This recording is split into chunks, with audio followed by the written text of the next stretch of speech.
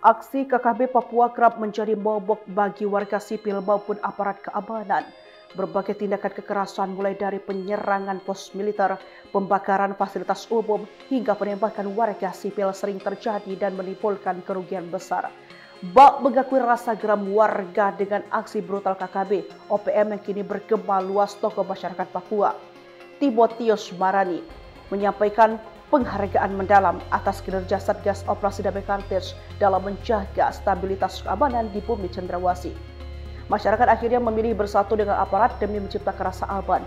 Menurutnya, upaya penegakan hukum yang dilakukan Satgas adalah bukti nyata kehadiran negara untuk melindungi warganya dari gangguan kelompok kriminal bersenjata di Papua.